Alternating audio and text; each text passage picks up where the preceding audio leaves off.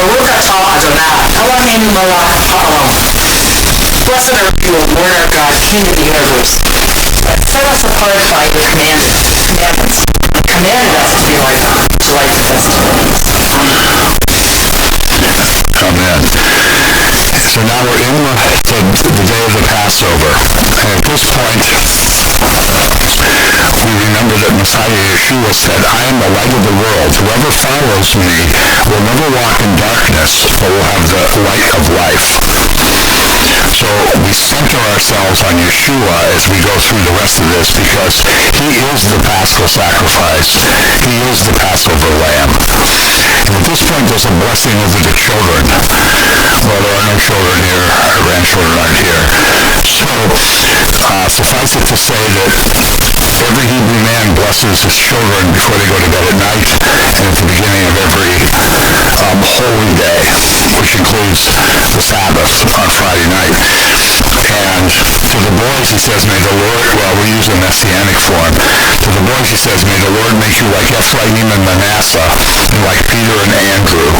May you always trust in him. And to the girls he says, may the Lord make you like Sarah, Rebecca, Rachel, and Leah, who were women of faith, and like Mary, who trusted in her son. Then he does the Aaronic blessing, which is, may the Lord bless you and keep you, may he let his face shine upon you and be gracious to you. May he lift his countenance before you and give you his peace. Now, during the traditional Seder, there are four. The night of the Last Supper, Yeshua's last Seder on earth, only 3 cups were used. So we're going to use that format. And the first cup of wine is called the Kiddush, which is the cup of sanctification. So the leader pours the wine into each person's glass.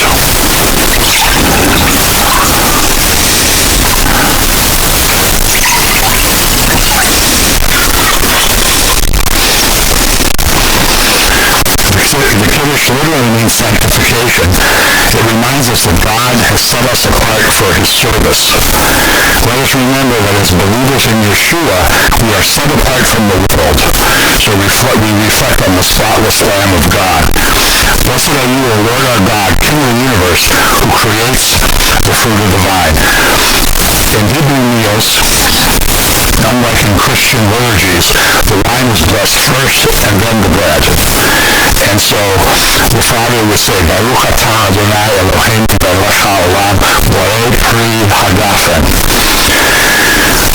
You have provided us, Lord, with seasons for rejoicing like this Passover, to remember the Exodus from Egypt and the redemption of our ancestors from slavery. You have chosen us and given us a greater redemption by delivering us from the slavery of sin through the Lamb of God, our Messiah. And we drink the first cup.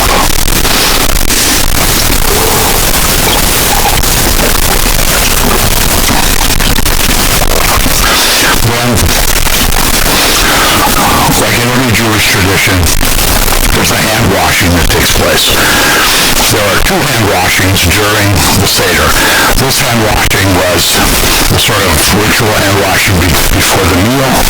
Yeshua did this normally. The second hand washing, however, he changed because he came down from the table and washed the apostles' feet. And we're gonna get to that. So on our Passover plate, which is called a Seder plate, there are some elements that remind us of the Passover. There's a lamb bone.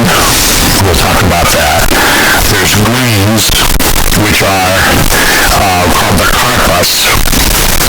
And that reminds us of the hyssop that was used to put the lamb's blood on the doorposts and lintels of the house. We know hyssop also from the Gospels because the hyssop was used to offer sour wine to Yeshua, but he took a sip and didn't want to drink anymore. That was also a hyssop. And there should be a little container of salt water, which is intended. But the salt water represents tears that our ancestors shed when they were slaves in Egypt. And the first thing we do during the meal is we dip the greens in salt water. And we remember that a life life without redemption is filled with sorrow and tears. Let us all be grateful that we're redeemed by Yeshua, and that while tears will come in this life, we'll eat a promise of an eternity free of tears and sorrow. Blessed are you, O Lord our God, King of the universe, who creates the fruit of the earth. And at that point it applies to the greens. So, as I'll pick up the Haggadah too, should be reading. Though protected from the first 9 plagues, the Israelites needed God's special provision to spare them from the 10th plague, the slaying of the firstborn. God told Moses that each Israelite family sacrifice a perfect lamb, a lamb without spot or blemish, a yearling from among the males. The bones of the lamb could not be broken, and God commanded the people, "Eat it in haste, it is the Lord's Passover." Exodus 12:11. Happy reader too. I did.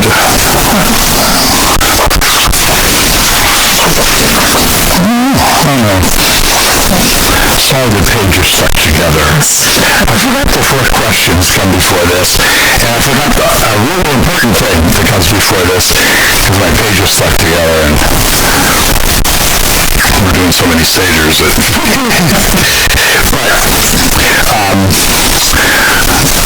we need to look at this beautiful embroidered container, which is, I'm not sure what kind of cloth this is, but it's really nice cloth, silk. Part of it is silk, and it's called a matzah pash. And inside of it, you can't see it, are 3 compartments. And a board of matzah, I think you're all familiar with matzah. It's the unleavened bread. I'm sure you've seen this. There's a piece of matzah in each of the 3 compartments when the meal starts.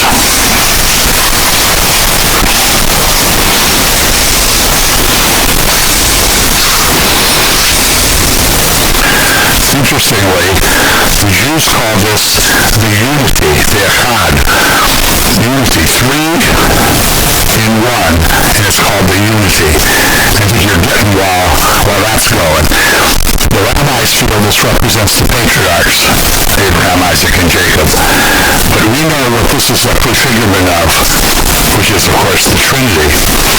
And so for all believers in Yeshua, this represents the Godhead. 3, yet 1, yet 3. And what the reader does at this point is he takes out the second piece from the middle compartment. In other words, the second piece, the second of the 3, and it's broken. The second person of the Trinity is broken as Jesus of Nazareth. Part of it is placed in a little pouch, which is made out of linen. Linen is the burial cloth. If you've seen presentations on the Shroud of Turin, you see a linen shroud, a linen sheet that's placed over a dead body. The broken piece is put into this and is sealed.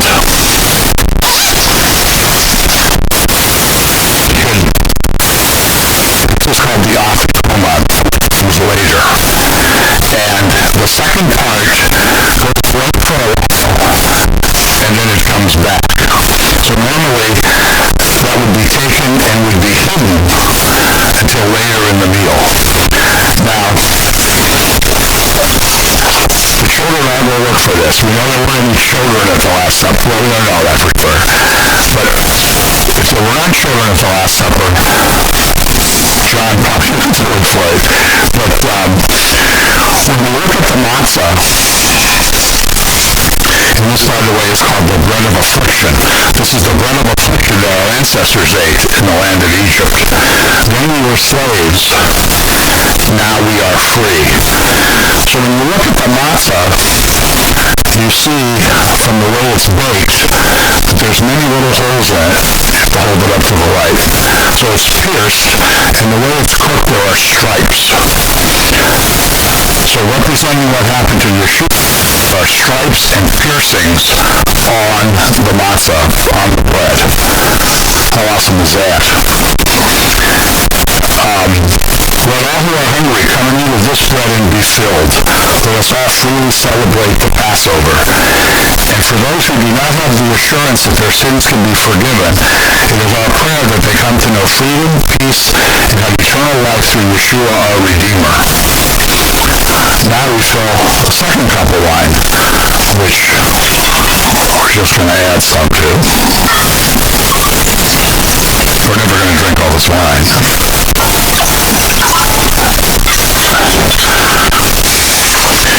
And now we get to the questions. Now the youngest person asks these questions.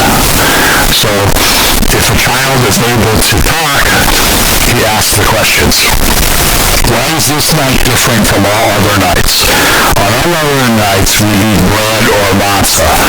Why this night do we eat only matzah? On all other nights we eat all sorts of vegetables.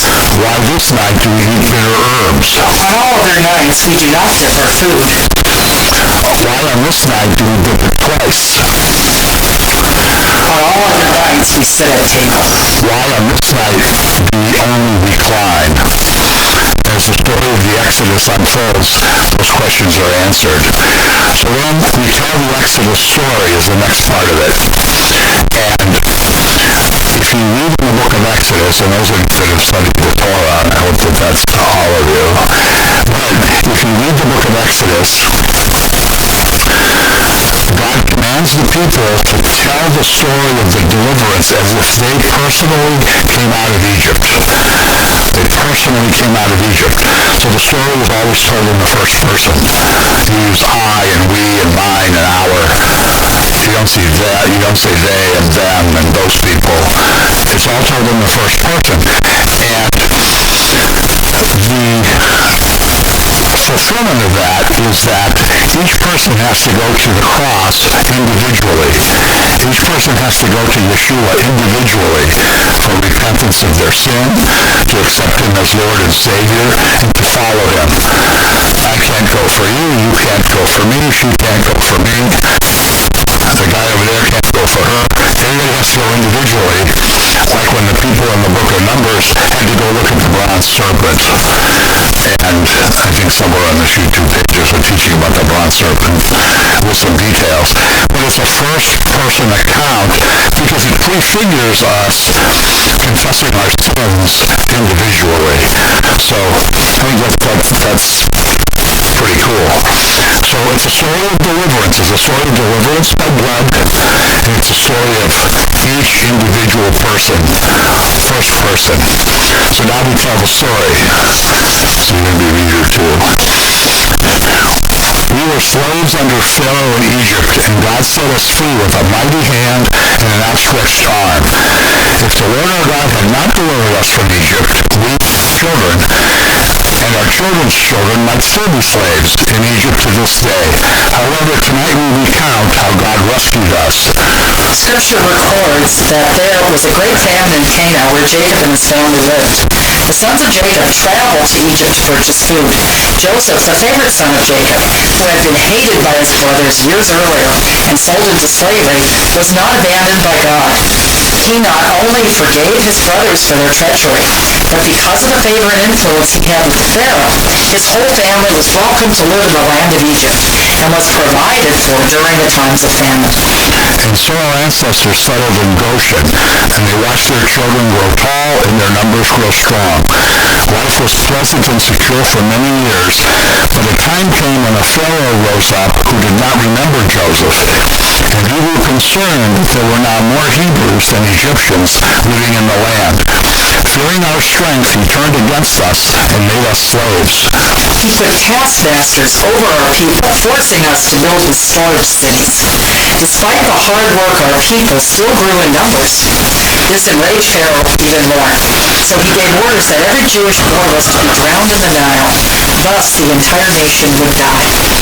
Our people cried out to the Lord in their distress. He heard our cry. God looked on our pain and heard our groaning, and he remembered his covenant with Abraham, with Isaac, and with Jacob. God looked on his people with great compassion. He raised up Moses from the tribe of Levi to lead us out of Egypt into the promised land. God appeared to his servant Moses in the midst of a burning bush. He told Moses to go to Pharaoh and tell him to set our people free. Fearful though he was, Moses obeyed. But Pharaoh thought he was more powerful than the one who sent Moses. So he said no, not once but 10 times. Pharaoh's no's were met by 10 plagues on the land of Egypt. Each one was worse than the one before it. So they were protected from the first 9 plagues. I accidentally already read this. But they needed special provision, special protection for the 10th plague, which was the death of the firstborn. So God told Moses to have each Israelite family sacrifice a perfect lamb, a lamb without spot or blemish, a yearling from among the males. The bones of the lamb could not be broken. That's in a psalm. And God commanded the people, eat it in haste, it is the Lord's Passover. The sacrificial lamb was to be placed on the doorpost of the house where it was eaten. And God said, on that same night I will pass through Egypt and strike down every firstborn, both men and animals, and I will bring judgment on all the gods of Egypt. I am the Lord. The firstborn sons living in the homes that were covered by the blood of his lamb was spared, for God passed over those who were obedient to his word. That is where we get the name of the feast, Passover. Yes. The Hebrew word Pesach means a passing over. And the angel of death, which is the Lord himself, which is God himself, the Malach Adonai, goes and strikes the firstborn dead any place where there wasn't blood. So, affected. You know, in Exodus it tells us that there was wailing and crying and screaming all night long in the Egyptians because every family was affected. Now the second cup that we poured is called the cup of plagues. In Jewish tradition, a full cup is a symbol of complete joy. We do not rejoice that our ancestors had to suffer plagues and die in order for us to be set free. So we make the cup less than full by removing a drop of wine for each of the 10 plagues as we recite them. Remember when David writes, the not breaking any bones, David wrote, I can't remember the psalm offhand, it might be 22, about Messiah. None of his bones will be broken. When the soldiers broke the bones of the 2 men crucified Yeshua, they didn't break his bones because he was already dead. And so that was fulfilled. But David writes, my cup runneth over. Because a sign of complete joy was an overflowing cup. In other words, you had more blessing than you could even hold. So with your finger, we're not going to do this, but next year if you come to our house for we can do this. But you put a finger in as you recite each plague and drop it on a dish. So we have blood and frogs and lice and wild beasts and disease and boils and hail and locusts and darkness and the slaying of the firstborn. The Lord has been generous to overflowing in all he has done for us. Any of his many saving acts would have been enough to shout out our thanks and offer praise to him. Now we go into a song called The Day New. Day New means it would have been enough. And actually means would have been enough for us. But we're going to go through this, and then at the end we add a very important one. So, if he had only taken us out of Egypt and judged the Egyptians, Day knew it would have been enough. Judged their gods but not slain their firstborn, Day knew it would have been enough. If he had divided the Red Sea but not allowed us to pass through on dry land, Day knew it would have been enough. If he had allowed us to pass but did not drown the Egyptian army, They knew it would have been enough. If he had brought us into the wilderness but not fed us with manna, They knew it would have been enough. if he had fed us with the manna but not given us the Sabbath, They knew it would have been enough. if he had given us the Sabbath but not the Torah, They knew it would have been enough. if he had given us the Torah but not led us into Israel, They knew it would have been enough. if he had led us into Israel but not built and consecrated the temple, They knew it would have been enough. as followers of Yeshua, who have still another day anew, our God not only provided the above, but he provided a once-for-all atonement for us through Yeshua the Messiah, who died for our sins and rose from the dead so that we can have abundant life. They knew it is indeed enough. How awesome is that? So to tell the story of the Passover, I have to say that Jews added many traditions to all the things that God gave them in the Torah. The Torah, of course, are the books of the law, the books of Moses, the first 5 books. And if you are in a Catholic or Orthodox Christian tradition, you know there's many traditions that are added as time goes on. And there's really 3 things required for the Passover. You need the Passover lamb, you need unleavened bread, and you need bitter herbs. All the other stuff is added later, including, of course, a plate for Elijah. You know, which was added way later because Elijah wasn't born for probably 500 or 600 years after this. But anyway, so we tell the Passover story as it's in the Scripture. So, reader number 2. The Passover lamb was God's provision for our people in ancient Egypt. John called Yeshua the Lamb of God, who takes away the sins of the world. Yeshua was God's perfect lamb sacrifice for us. As our ancestors applied the blood of the Passover lamb to the doorpost of their homes, the lives of the firstborn, today we apply the blood of Jesus to the doorpost of our hearts. Our sins are then forgiven, and we are set free to serve the living God. We eat the matzah as our ancestors did when God took them out of the land of Egypt in haste, and there was no time for the blood to rise. The matzah is like our Messiah Yeshua, who was without leaven, without sin. The piercings and stripes on the matzah bring to mind the words of the prophet Isaiah. But he was pierced for our transgression, he was crushed for our iniquities. The punishment that brought us peace was upon him. By his stripes we were healed. Our ancestors ate manna in the wilderness after they left Egypt for the promised land. We are offered the bread of life, Yeshua, to satisfy us forever. The bitter herb, or malor, reminds of the embittered life our people endured as slaves in Egypt. We are all slaves to sin until we know the sweetness of freedom in Yeshua. In every generation, we are to see ourselves as though we personally came out of slavery in Egypt, for God has redeemed us also. They were redeemed from a physical life of physical slavery. We were redeemed from a slavery to sin.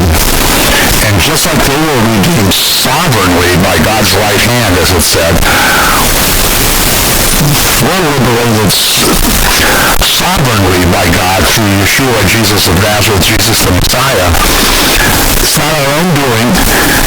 Just like God delivered, we do anything except follow along, and the same thing applies for our deliverance. So that's pretty cool. So now we raise the second cup. We won't drink it yet, but we raise it, and we say, we praise you, O Lord, for bringing us from bondage to freedom, from despair to hope, from darkness to your great light. Now we put down the second cup, and we start reading the Hallel Psalms, which are 113 to 118. But at the beginning, we read 113 to 115. The Lord, praise, O servants of the Lord, praise the name of the Lord. The Lord be praised now and forever. From the rising of the sun to the place where it goes down, the name of the Lord is to be praised. The Lord is exalted over all the nations, his glory above the heavens. Who is like the Lord our God, the one who sits enthroned on high? Who stoops down to look at the heavens and the earth. He raises the poor from the dust and lifts them up from the ash heaps. He seats them with princes and with princes of their people. He settles the barren woman in her home as a happy mother of children. Praise the Lord. When Israel came out of Egypt, the house of Jacob from a foreign land, Judah became God's sanctuary, Israel his dominion. the sea looked and fled, the Jordan turned back. The mountains skipped like rams, the hills like lambs. Why was it, O sea, that you fled, O Jordan, that you turned back?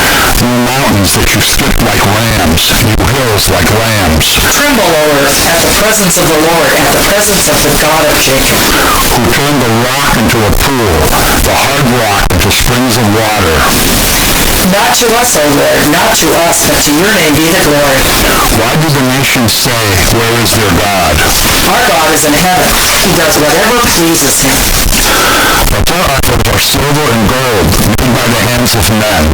They have mouths but cannot speak, eyes but they cannot see.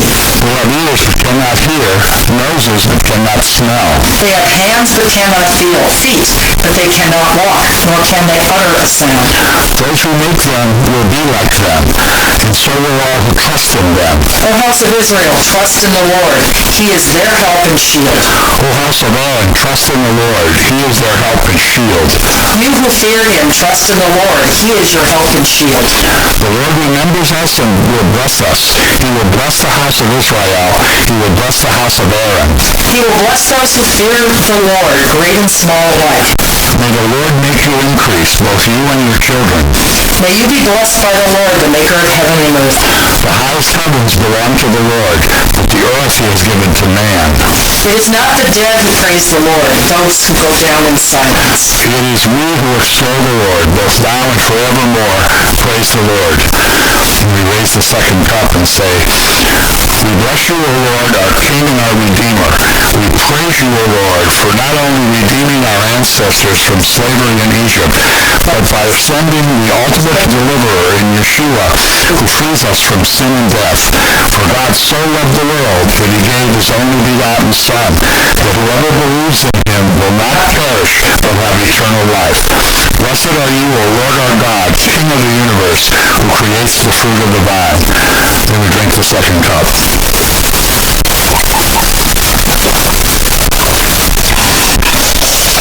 Then there's another washing of the hands. Now here's where Yeshua makes his first change in the Seder. Now, the people that were there, they had been to a lot of Seders up to this point, but they never saw this happen. So normally they pass around a basin and a pitcher of water and they all wash their hands.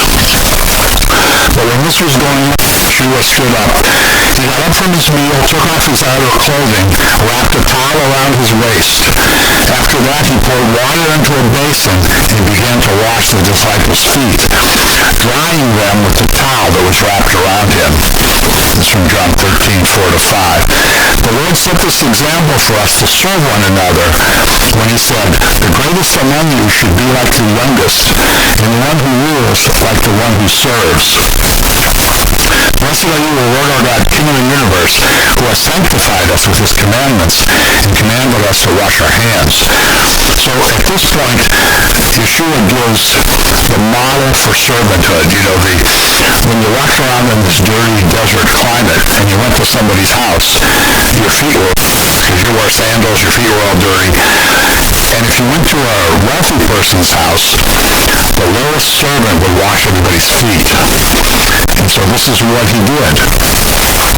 And then it's interesting to note, too, that when Peter protests, Jesus says to him, if you wash yourself, you're all clean, except for your feet. You need your feet washed. So in other words, as we're cleansed from our sin by his blood, we still have to walk around in a dirty world and our feet still get wet. He washes those too. So, at this point, they would say the first blessing over the bread. Blessed are you, O Lord our God, King of the universe, who brings forth bread from the earth. Blessed are you, O Lord our God, King of the universe, who has sanctified us by your commandments and commanded us to eat the unleavened bread. Now, the leader says this blessing 3 or 4 times during the rest of the meal. And Yeshua wouldn't have said it in English. He might have said it in Aramaic, but most likely in a ritual like this, they would have done it in Hebrew.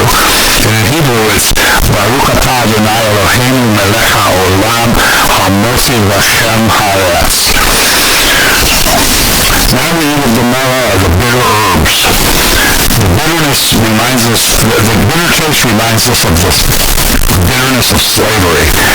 We use horseradish at all of our Seders, which in the year of pandemics are all online.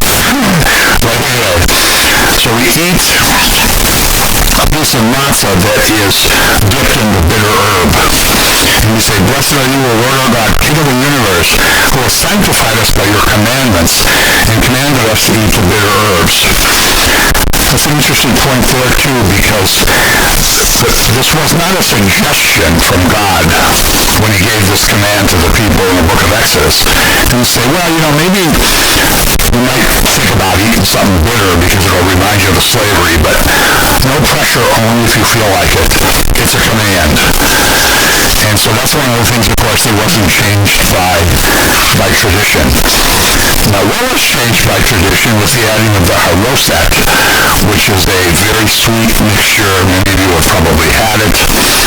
It's apples and walnuts and brown sugar and honey and sometimes raisins. But that is a sweet mixture that symbolizes how sweet it is to get out of slavery. And they say that it also symbolizes the mortar that they used for the stones, because God wants us to remember that even bitter labors can be sweet when your redemption is near. But the sweet mixture is in contrast to the bitter mixture, because now they're coming out of slavery. And at this point, we actually eat the meal. Now, for those of you that have been to our house for many Seders in the past, we always have a huge meal, and there's always lamb and all kind of stuff. So, we're not doing that now. We're not even eating the matzah. I'm eating matzah, I can assure you. Because we planned for 5 Seders we were going to do. I have so much matzah in my house that we could feed like 50 people. No, 50, what am I talking about? 500 people. So I got a lot of matzah to eat. So at this point, the meal is eaten. Then when the meal is over, the 3rd cup is served. It is filled.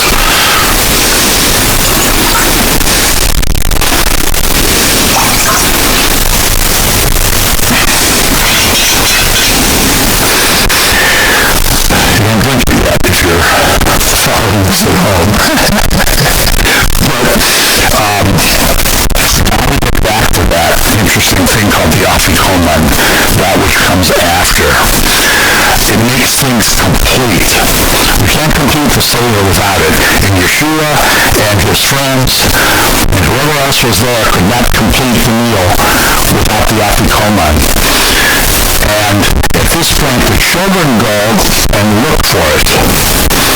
And whoever finds it, here it is, brings it to the person who's leading the Seder. Now, the person who's leading the Seder is the father, the grandfather, the uncle. It's always a male, but it's a, older person, which at the time of Yeshua meant probably somebody who was like, over 30. When the child brings it back, they get a reward. They get paid in coins. Like Messiah being ransomed for coins, or being betrayed for coins, I should say. I said ransomed because I forgot to mention that when Yeshua redeems us from sin, the Hebrew word that's used is go'al, which is the price you pay to free a slave. So our sin causes him to pay a ransom to get us out of slavery. And of course, the ransom is his own blood, his own life. So the leader opens up the burial shroud. We don't call it a burial shroud, but we know that's what it is. And pulls out the piece called the afikoman. And he holds it up to show everybody at the table for a while, and now it's back. Jesus, Yeshua, went to the tomb, came out on the third day. On 40 days after that, after the crucifixion, he ascended into heaven, and now we're waiting for him to come back. And like I say, I hope it's tonight, but it's going to be soon if we look around at what's going on in the world. So he holds it up and says, it's back. The piece of bread that we hid is back. So it was at this point that Yeshua took it and said the blessing again and broke it and said that it was his body and passed it around to everybody at the table. In other words, they had a communion service where he said that this was his body, the matzah. Now those guys that were there wouldn't have had any idea how to process that mentally, just like the people in John chapter 6 couldn't process that mentally. But it was at this point that the Eucharist, the Lord's Supper, is instituted, essentially from a children's game. So how cool is that? So this body would be broken for him. So he said, blessed are you, O Lord God, King of the universe, who brings forth bread from the earth. And after this, nothing is eaten. Okay? So those of you that are in liturgical churches, if you're Catholic or Eastern Orthodox or a mainline Protestant church that has liturgy, know that during the consecration of the bread and wine, or whatever you call it in your tradition, it says, when the supper was ended, he took the cup. Because he instituted the Eucharist, the bread, and then the meal's over. You don't eat anything. You're not waiting for creme brulee or pineapple upside down cake for dessert. The meal's over. Then he had the third cup of wine in front of him, which is called the cup of redemption. The cup of redemption. Isn't that interesting? The cup of redemption. In the same way, Yeshua took the cup of redemption, said the blessing over it, and passed it among the disciples, and said, this cup was the new covenant between God and his people, sealed in his blood. Do this in remembrance of me. He passed the cup of redemption that he had, that would have been his to drink, and passed it around to everybody, and said, this is the blood of the covenant. This is the blood that seals the covenant. The old covenant is also sealed in blood. Moses was the mediator. The blood was animal blood. The new covenant is sealed in Yeshua's blood, and he's the mediator. And he would have said, blessed are you, O Lord God, King of the universe, who creates the fruit of the vine. And then you drink the third cup.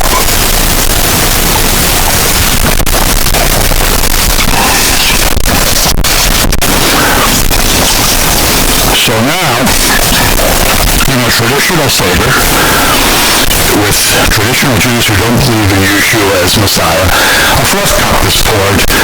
It's called the cup of praise. Because then they finish off with the Hallel Psalms.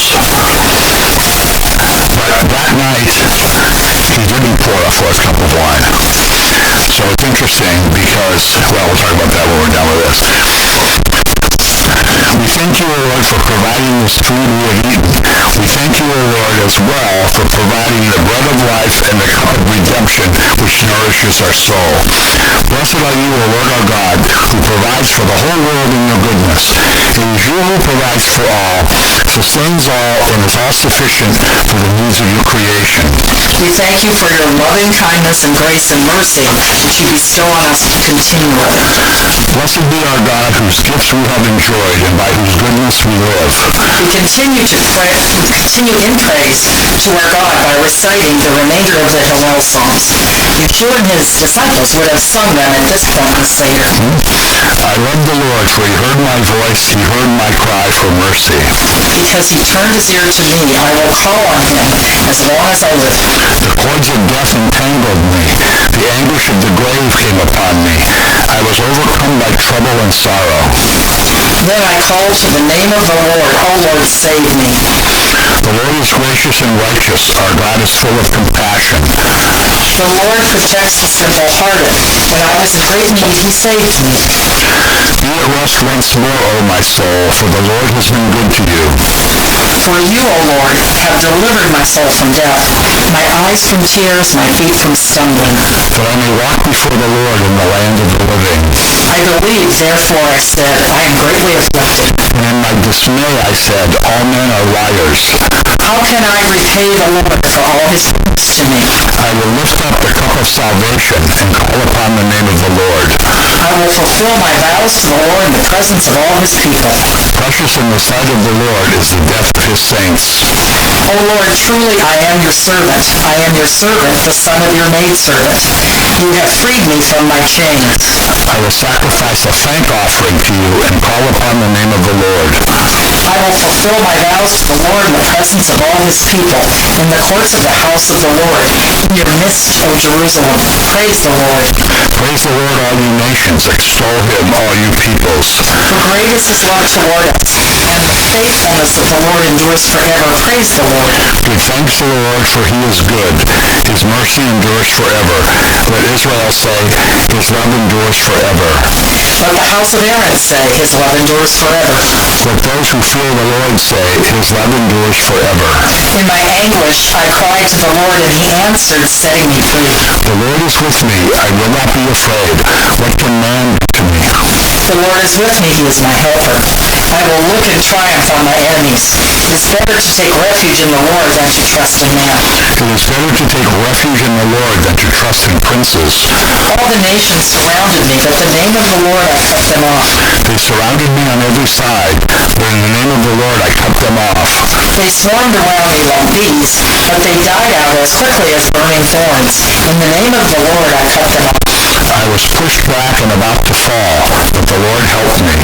The Lord is my strength and my song. He has become my salvation. Shouts of joy and victory resound in the tents of the righteous. The Lord's right hand has done mighty things. The Lord's right hand The Lord's right hand has done mighty things. I will not die, but live and proclaim what the Lord has done. The Lord has chastised me severely, but has not given me over to death. Open for me the gates of righteousness, that I will enter and give thanks to the Lord. This is the gate of the Lord, through which righteousness may enter. I will give you thanks, for you answered me. You have become my salvation. The stone that the builders rejected has become the capstone. The Lord has done this, and it is marvelous in our eyes. This is the day that the Lord has made. Let us be glad in it. Lord, save us. O Lord, grant us success. Blessed is he who comes in the name of the Lord. From the house of the Lord we bless you. The Lord is God, and he has made his light shine upon us. With boughs in hand, join in the festal procession up to the horns of the altar. You are my God, and I will give you thanks. You are my God, and I will exalt you. Give thanks to the Lord, for he is good. His love endures forever. So at this point, the Last Supper, that last Seder, ended. And Yeshua and his disciples, when they were finished with these Hallel Psalms, and they would have sung them, of course, they went to the Garden of Gethsemane, where the agony in the garden took place. And interestingly, those Psalms that are written, of course, by King David 1,000 years before Yeshua was even born, have a lot of messianic implications. You know, it talks about God becoming our salvation. The stone the builders rejected has become the capstone, and it's marvelous. So, this is in fast motion, the Seder, and kind of, I hope you got an idea of what would happen at the Last Supper, why the things he said and did went on, and I hope that you can see that this is the foundation of the sacrifice of Yeshua, which leads to our salvation. So tomorrow we're going to commemorate the crucifixion, the ultimate sacrifice, which was once for all, as the writer to the Hebrews says, never to be repeated. And on Sunday we're going to celebrate glorious resurrection, which is the ultimate sign that Yeshua is who he said he is. And Paul tells us in 1 Corinthians that if there was no resurrection, then we're still in our sins. Well, there was a resurrection. He is risen. So I hope you have an awesome resurrection day. And God bless you. And I hope next year we can meet in person. Have a blessed day.